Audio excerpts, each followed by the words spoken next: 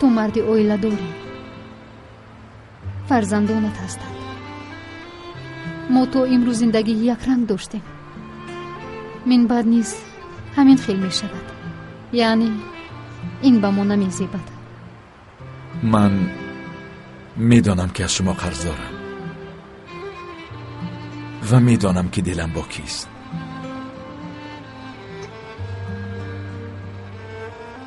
ба наздикӣ аз ҳамсарам ҷудо мешавам. дигар ҷои тарс надарам. намегузорам ки касе моро шикаст диҳад. медонам ин кор осон нест.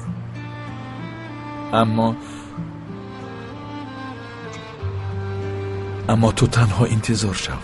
ман ҳама душвориҳоро бартараф мекунам. танҳо интизор шав.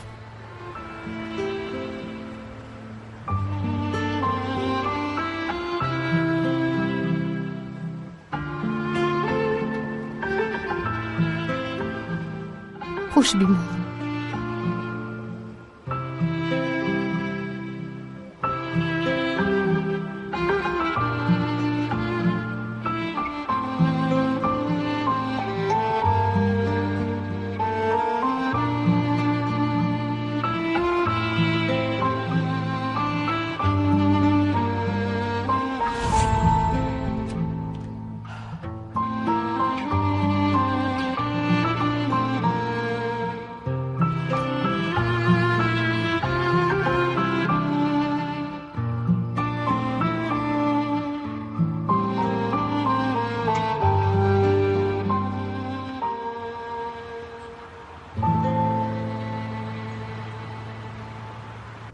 ما برای سیر و گشت برآمدیم امکی کمال. یعنی مهر در خانه دلتنگ شد. می شود که دیرتر به شما زنگ زنم؟ مایلش زنگت را منتظر می شوم. پسرمان رو به دست یک بیگانه سپاریدیم. گویا که در اینجا اهل اویلش وجود ندارند. کمال باشد فهمیشی به اساس دارد. همین طور تسلی دادن پسرم به عهده خانم اجی موند. وای بر حال ما. مرد همراه شما نه، بهترش همراه اجی باشد. با او از شما بیشتر باور دارم.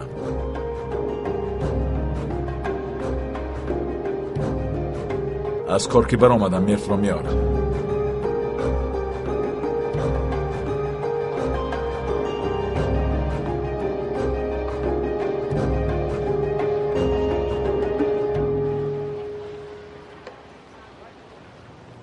اگر دروغ گویم بدنم عرق میکند. این را بینیده؟ اما در بیمارخانه عرق نمیکردی که جانم؟ زهر زدن رو بس کن مرد. تو اکنون دویم دلم رو میرنجونی؟ تمام عذر میخواهم. با دروغی به پدرم گفتاد اهمیت نده. در آخر با شخصی همراه میشوی که حیاتش دروغ است اجی.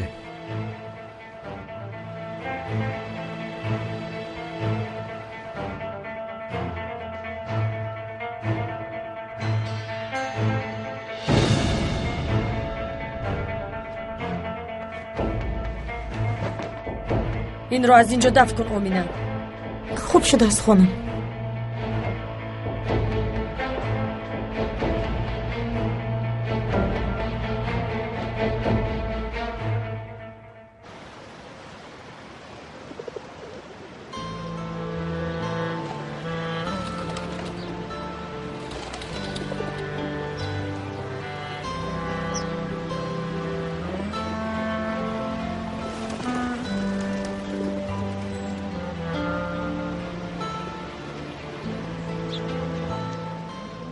از همین پرنده ها به تو چی فایده؟ هیچ نمیفهمم. بیا برای تو از گیاه چای آماده کردم. چی؟ از گیاه چای؟ معلش با کبوترها یوگا هم میکنیم، پره میشه. توبه حسرت، کی تو دیدی که من چنین چای نوشیده باشم؟ به جراحت فایده دارد. نه تماما لازم نیست، من خیلی خوبم. مایلش خوب.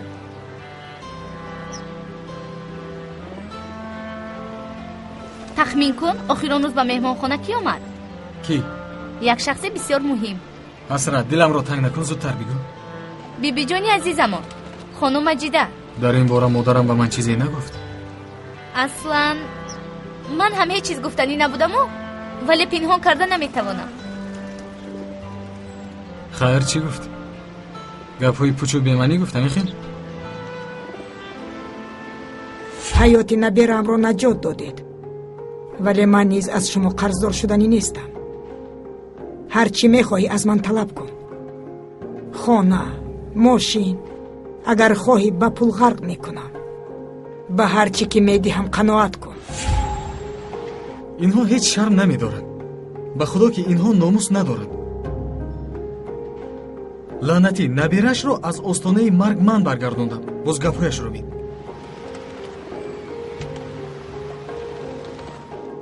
он суханаш боз чӣ маънӣ дорад? 25 сол пеш ба ин роҳ надодам, имрӯз ҳам намегузорам. бо модарам пештар ҳам суҳбат кардааст. охир ба падарам волидонаш фишор оварданд. ана ҳамонро дар назар дошт. ба фикрам модарам сахт ғамгин шудааст. ба ман ҳам чизе нагуфт. чӣ шуд, чаро механдӣ? аслан тамоман ғамгин нашуд. шумо худро ки гумон мекунед намедонам хонум маҷида, аммо хуб медонам ки шумо бароям шахси таҳдидкунандаи муҳим нестед. ман ҳар чӣ мехоҳам ҳамонро мекунам. аз шумо иҷозат гирифтанӣ нестам. ба худо қасам мехӯрам ки модарам шахсест ки бояд ҳайкалашро гузорем. ба худо қасам, ҷиддӣ мегӯям. эй, ту ҳам ибрат гир. ту бошӣ не дилаш шикаста мешавад, аз ман меранҷад ва ё дигар чизҳо мегӯӣ. агар ихе рафтор кунӣ, инҳо ба болои сарат бор мешаванд. бояд мубориза барӣ ба монанди модарам. модарам ба ӯ ҷавоби хуб додааст. фаҳмо ту ба ман дарс доданро бас карда паррандаҳоятро ҷамъ кун ва ба ошонаи поён фаро. ин сар тухмро ту бипаз. маҳлаш мепазам. асрат, аз кабутарҳо чӣ фоида гуфтигӯ? бин, ман ҳоло онҳоро ба осмон сар медиҳам, вале онҳо боз бармегарданд.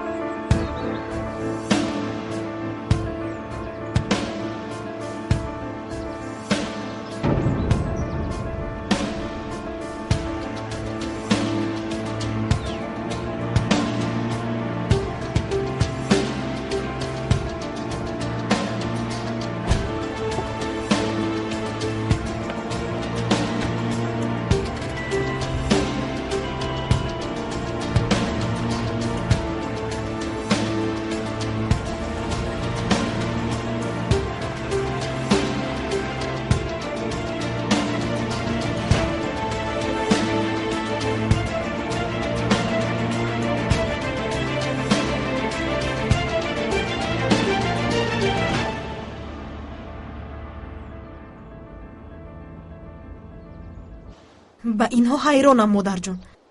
аввал қариб ҳамдигарро хӯрда буданд, баъдан бошад дасти ба даст рост сӯи ширкат мераванд. хайр бояд чӣ кор мекарданд? мисли ту ба корҳои беҳуда машғул шаванд? аз он ширкат ин қадар одамон ризқашонро ёфта мехӯранд, албатта мераванд. ҳалолашон буд. офарин. агар мавзӯъ тиҷорат бошад, дигар ҳама ҳеҷ аст мегӯед. дониста надониста гап назан. тиҷорат будааст, ҳеҷ будааст. ту аввал як лаҳза фикр кун ки баъди хатми донишгоҳ чӣ кор мекунӣ? аз куҷо кор меёбӣ?